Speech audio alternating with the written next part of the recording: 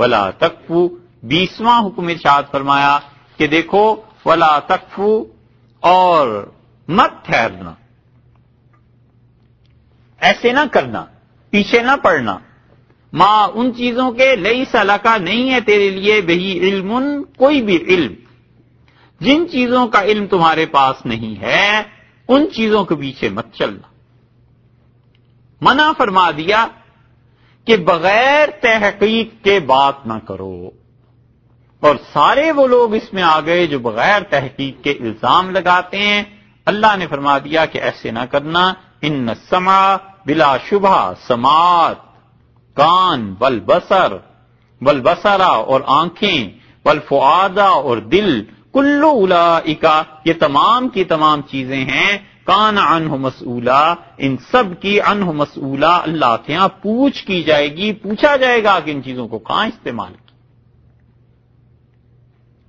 حکم فرمایا 20واں، اور ارشاد فرمایا کہ دیکھو بات وہ کرنی ہے جو پوری پوری تحقیق کے ساتھ ہے، تحقیق کے بغیر محض اپنے گمان سے کوئی بات کر دینا، ایسے نہ کرنا۔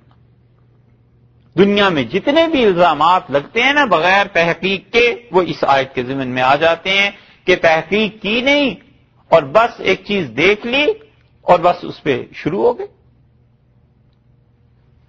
نتیجہ اس کا یہ نکلتا ہے کہ اعمال برباد ہوتے ہیں۔ رسول اللہ صلی اللہ علیہ وسلم نے فرمایا کوئی آدمی اس عورت پر تہمت لگائے جو حضرت نوح علیہ الصلوۃ والسلام کے زمانے میں جس کا انتقال ہو گیا تھا، تو آج اس تہمت کا لگانے والا 80 برس کی اپنی عبادت ضائع کر دے گا۔ یہ تہمتیں اتنی بری چیز ہے، اس لیے کیوں کسی کے معاملے میں بغیر تحقیق کے پڑے؟ ممکن ہے اس کے پاس کوئی عذر ہو، ممکن ہے وہ انسان کوئی ایسی عذر رکھتا ہو اور اس کے پاس وہ عذر، اس کو اس عذر کی سمجھ نہیں آ سکی۔ اسی لیے رسول اللہ صلی اللہ علیہ وسلم نے سختی سے حکم دیا کہ لوگوں کی ذاتی زندگی میں مت جھانکا جائے، جب تک کہ کوئی خاص ضرورت نہ پیش آئے، نہ اس کی ٹوہ لگائی جائے، نہ اس کے پیچھے پڑا جائے۔ آپ نے فرمایا جب تم کسی کے گھر جاؤ تو اس نے وہ چیزیں جو تم سے چھپا کر رکھ دی ہیں انہیں کھولنے کی اور کریدنے کی کوشش نہ کرنا، وگرنہ تم اپنے بھائی کو بھی مصیبت میں مبتلا کر دو گے، خود بھی مصیبت میں پڑ جاؤ۔ فرض کر لیجئے ایک آدمی شراب پیتا ہے، اس نے شراب اپنی الماری میں رکھ دی، بند کر دیا، اب یہ اس کا بھائی اس کے گھر جا کے اس الماری کو دیکھتا ہے بغیر اس کی اجازت کے، تو اس کے دل میں بدگمانی پیدا ہوگی نا کہ اوفو یہ کیا حرکت ہے۔ اور وہ دوسرا بھائی، اسے جب پتا چلے گا تو وہ بھی یہی سوچے گا کہ اس کو کس نے اجازت دی تھی میری پرائیویٹ لائف کو ڈسٹرب کرنے کی۔ منع کیا رسول اللہ صلی اللہ علیہ وسلم نے، فرمایا ایسے نہ کرو۔ حضرت عبداللہ ابن مسعود رضی اللہ عنہ کے سامنے ایک آدمی لایا گیا، لوگوں نے کہا، وہ بیٹھا رہا، باتیں ہوتی رہیں، اور ابن مسعود رضی اللہ عنہ جب اٹھ کے جانے لگا تو کسی نے ان کے کان میں کہا کہ اس نے شراب پی ہوئی ہے اور آپ امیر ہیں، اس پہ حد جاری کریں۔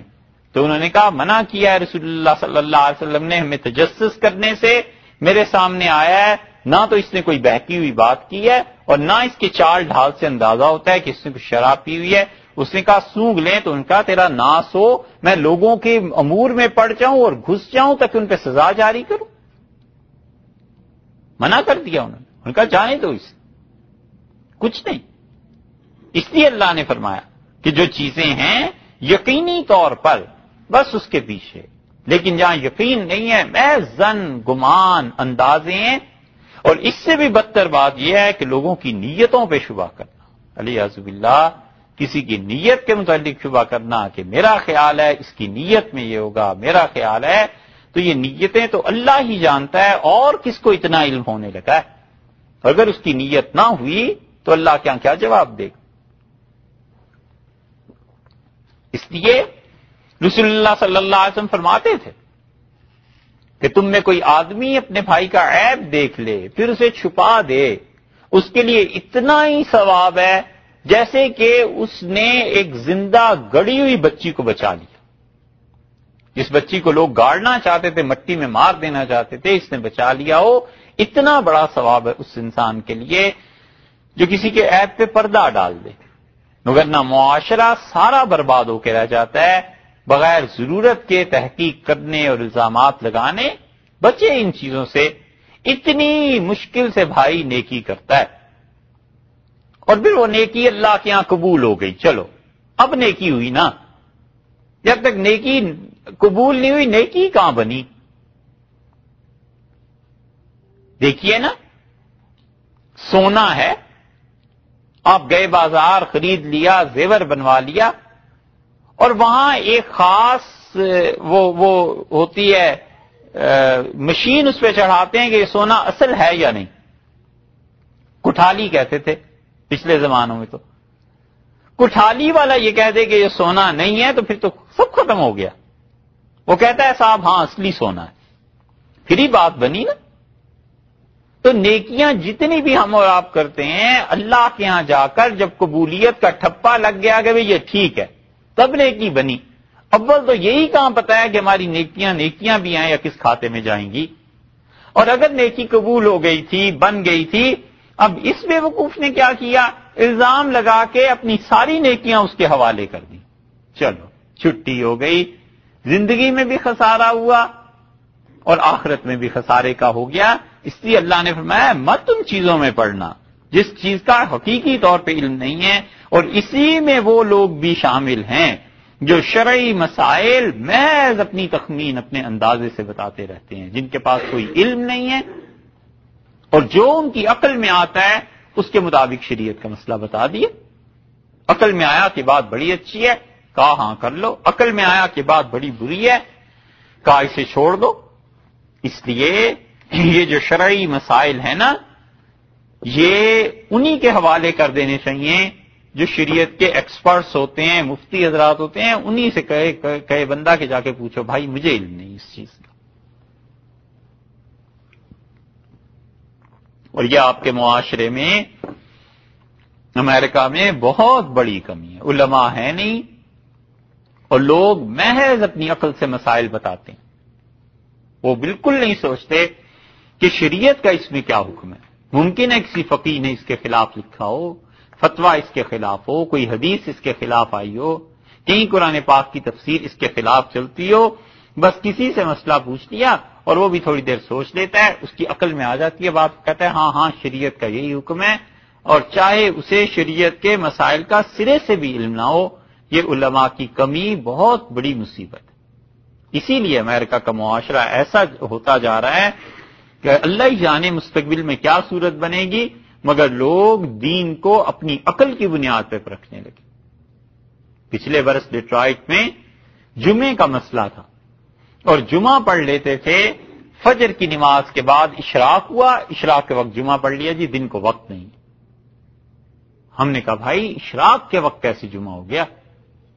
انہوں نے کہا جی نہیں بس ٹھیک ہے، اس لیے کہ دن کو تو ہم پڑھ نہیں سکتے، دن کو تو آفس میں ہوتے ہیں، جمعے کا وقت چھٹی نہیں ہوتی، تو اس لیے فجر کے بعد جمعہ بس جائز ہے۔ اور وہاں فتویٰ بھی ہو گیا، لوگوں نے پڑھ بھی لیا، ایک صاحب ملے، اور یہ سارا قصہ ذرا ریٹائرڈ میں گلزار صاحب سے کسی وقت فون پہ پوچھ لیجیے گا۔ ایک صاحب ملے، ہم نے کہا یہ کیسے فتویٰ ہو گیا بھائی، جمعہ کیسے جائز ہو گیا؟ تو کہنے لگے نہیں بس ٹھیک ہے، اس لیے کہ ہمارے پاس وقت جو نہیں ہوتا تو نمازوں کی تعداد پوری کرنی۔ میں نے کہا پوری کرنی ہے، چھٹی کے دن پھر اتوار کو کوئی جمعہ پڑھ لے، ان کا وہ بھی جائز ہے، اتوار کے دن جمعہ بھی جائز ہے۔ یہ سب چیزیں کیا ہیں؟ عقل ہے نا بس، اور سے پتہ نہیں یہ کتنا سنگین مسئلہ ہے۔ اللہ نے فرمایا وَلَا تَقْفُ مَا لَيْسَ لَكَ بِهِ عِلْمٌ، اور دیکھو مت وہ بات کے پیچھے پڑا کرو جس بات کی تمہیں خبر نہیں۔ آدمی بچا رہے جس مسئلے میں سچی بات یہ ہے کہ آدمی کا کوئی دخل ہی نہیں نا، بالکل اس میں بولے ہی نہ، چپ رہے، اور بولے اسی وقت مسائل میں جب شدید ضرورت پیش آئے۔ ان السمع والبصر والفؤاد، اور یقیناً یہ جو تمہاری سماعت ہے، کان، تمہاری آنکھیں اور دل، کل اولئک کان عنہ مسئولا، اللہ کے ہاں ان سب چیزوں کی پوچھ ہے۔ اللہ تعالیٰ کے ہاں ان تمام چیزوں کی پوچھ ہے، خدا کے ہاں پوچھا جائے گا۔ اس کی ایک مثال آپ کو دیں، اللہ کے ہاں جو پوچھا جائے گا اور لوگ کیسی بے احتیاطی کرتے ہیں، لوگوں کو خبر نہیں نا اس چیز کی۔ اس امت میں ایک ایسا وقت گزرا ہے جب عرفہ منایا کرتے تھے، یعنی جس دن عرفات ہے نا مکہ مکرمہ میں، یہ لوگ تو اب کہتے ہیں نا جی سائنس ٹیکنالوجی اتنی ترقی ہو گئی اور اس وجہ سے یہ ہو گیا اور یہ ہو گیا، یہ بچوں کی باتیں ہیں یار. پچھلے زمانوں میں بھی ایسے ہی ہوتا تھا، 10 دن ہوتے تھے، یکم ذی الحج سے 10ویں دن 9ویں دن ہوتا تھا نا، اب بھی 9ویں دن ہوتی ہے نا عرفہ.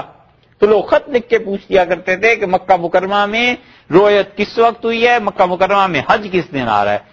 جس دن پتا چلتا تھا مصر والوں کو، شام والوں کو، اردن والوں کو، ان سارے حتیٰ کہ افغانستان تک خطوط کا تو نظام تھا، وہ کہتے تھے آج عرفہ ہے.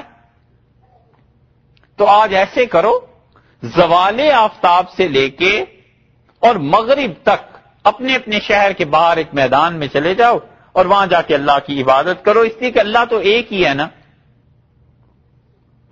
اور عرفہ کا دن بھی ایک ہی ہے. تو عرفات کے دن وہی خدا، اسی کی رحمتیں وہاں نازل ہو رہی ہیں، اسی خدا کو تم یہاں پکار رہے ہو تو اس کی رحمتیں یہاں بھی تو نازل ہوں گی. یہ عرفات منایا کرتے تھے، حتیٰ کہ فقہا کو فتویٰ دینا پڑا. اور کنز الدقائق میں جو مصنف ہیں رحمت اللہ علیہ، انہوں نے لکھا کہ عرفہ کا دن منانا یہ بدعت ہے، حرام ہے. ان کے شارح ابن نجیم رحمت اللہ علیہ البحر الرائق میں، اور فقہا کئی صدیوں تک لکھتے رہے کہ یہ حرام کام ہے، حرام کام ہے، حرام کام ہے، مت کرو. تب جا کر کے ان لوگوں نے چھوڑا، وگرنہ ان کو خوشی یہی تھی کہ عرفہ ہے تو عرفہ جب مکہ مکرمہ میں ہو رہا ہے تو اس سے آگے حکم سارے ثابت کر لو. یہ جہالت رہی ہے. اس لیے شرعی مسائل جو ہے نا، ان میں آدمی نہ پڑے جب تک کہ مکمل طور پہ علم نہ حاصل کیا ہوا. ان السمع والبصر والفؤاد، اللہ نے فرمایا سماعت، بصارت، دل، ہر چیز اولئک کان عنہ مسئولا، اس کے بارے میں پوچھا جائے گا. یا تو اس کی تفسیر یہ ہے کہ ان اعضاء سے پوچھا جائے گا، یعنی آنکھوں کو اور کانوں کو اور دل کو اللہ بولنے کی اجازت دے دے گا اور یہ فتوے دیں گے، یہ بولیں گے کہ اللہ اس نے یہ حرکتیں کی ہیں. اور یا یہ ہے کہ اس سے پوچھا جائے گا جس انسان کے کان ہیں اور جس کی نگاہ ہے اور جس کا دل ہے، ان سب سے پوچھا جائے گا. تو پھر یہ ایسے ہی ہے جیسے وہ ہے نا سورہ یوسف میں گزرا، ان کے بیٹوں نے فرمایا علیہ الصلوۃ والسلام، ان کے بیٹوں نے کہا کہ وَاسْأَلِ الْقَرْيَةَ الَّتِي كُنَّا فِيهَا، اس شہر سے پوچھ لیں جس شہر میں ہم تھے. تو شہر سے پوچھے مطلب شہر والوں سے پوچھ لیں. تو مطلب یہ ہے کہ جس آدمی کی سماعت، بصارت اور دل، یہ تینوں چیزیں ہیں، اس سے پوچھا جائے گا. تو سماعت اس لیے کہ سماعت جو ہے علم حاصل کرنے کا بہت بڑا ذریعہ ہے. 5 سینسز سے علم حاصل ہوتا ہے نا، تو سب سے زیادہ علم سماعت سے حاصل ہوتا ہے. اس لیے اللہ نے پہلے اس کا ذکر کر دیا کہ سننے سے آدمی کو کسی چیز کا پتہ چلتا ہے، دوسری ذکر کر دیا اس کا کہ دیکھنے سے پتہ چلتا ہے. تو آنکھیں جو کچھ دیکھ رہی ہیں ان سب کی چیزیں آئیں گی سامنے اور اللہ کے ہاں جواب ہے. اور آنکھ اور کان جو کچھ سنتے ہیں، دل اس پہ فتویٰ دیتا ہے، دل بتاتا ہے، دماغ بتاتا ہے کہ یہ چیز ہے. یہاں دل سے مراد انسان کا شعور، اندر کا فیصلہ. ہوتا یہ ہے کہ آدمی ایک چیز دیکھتا ہے اور پہلی مرتبہ اس چیز کو دیکھتا ہے تو اس کے دماغ میں اللہ نے طاقت رکھی ہے، وہ اس کی تصویر آنکھوں کے ذریعے محفوظ کر لیتی ہے. مثلا کرسی دیکھی کسی بچے نے، اب دوسری مرتبہ جو دیکھے گا تو فلاسفہ یہ کہتے ہیں کہ وہ اس کو دیکھتا ہے، پھر اس کرسی کی تصویر کو دماغ میں بھیجتا ہے، دماغ اس کو اس سے ملاتا ہے، پھر اس کے بعد وہ فتویٰ دیتا ہے، اسے بتاتا ہے کہ یہ کرسی ہے. لیکن یہ ایک دم سے اتنے اچانک یہ چیزیں ہو جاتی ہیں کہ جو ہی اس نے دیکھا فوراً اسے علم حاصل ہو گیا، سائمنٹینیسلی اسی وقت علم حاصل ہو گیا. یہ جو چیز ہے نا، یہ اس کے شعور کا فیصلہ ہے. اللہ نے فرمایا ہم ان چیزوں کو پوچھیں گے. اس سے معلوم ہوتا ہے کہ آدمی جو کچھ دماغ میں لاتا رہتا ہے نا، اللہ کے ہاں یہ بھی کبھی کبھی ایسی قابل گرفت چیزیں بھی ہو جاتی ہیں، اور یہ کہ اللہ تعالیٰ اس پہ ثواب بھی دیتا ہے.